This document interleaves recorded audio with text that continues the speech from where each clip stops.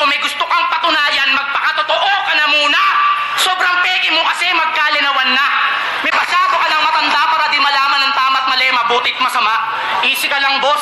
Maniniwala na sana ako sa'yo eh. Kung di ka lang bastos at kung naniniwala ka rin sana sa respeto at pagmamahal, maniniwala ka rin sana ang iisa lang ang Diyos. Di siya nagmamalinis o nagmamarunong po para magmukhang angat dito o kahit saan pa. Sa akin lang naman yung totoo eh. Pero kahit di ka umamin, alam na. Sa ngayon, nahayaan ko na lang umusga sa atin ng madla kung ginagamit ka nga ba ng Diyos o ikaw yung gumagamit sa Kanya. O yung kalaban mo sikat, pero hindi ako ikaw.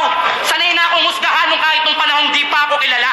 Sir, di ba mga una kong battle sabi sa akin, oh, wala ka may pagmamayabang kasi ganto ka lang dati, ganto ka lang noon. Tapos ngayon, ang yabang-yabang ko na kasi ganyan ka na pare, ganyan ka na ngayon. Ano yun? Pag nangelam, walang pake, pag nangelam pa din, pakelamero. Nag-iba nga ba talaga ako o kayo naging pare-pareho? Kaya ikaw tingin mo, kailangan pabulaanan ko pa ba? Ang yung mga kabulaan na nadala, totohanan na tanga. Madali lang ako siraan pero mahirap sirain. Yun ang katotohanan talaga. Ha? Gusto mo yung boto ng hurado sa'yo eh. Total mo ka mas diehard ka sa ganito. Di ko kailangan na magandang standing para mag-stand out sa standard na alam nyo. Kasi higit pa sa pagiging rapper na mahusay, yung taglay ko na panel at sungay, di mo alam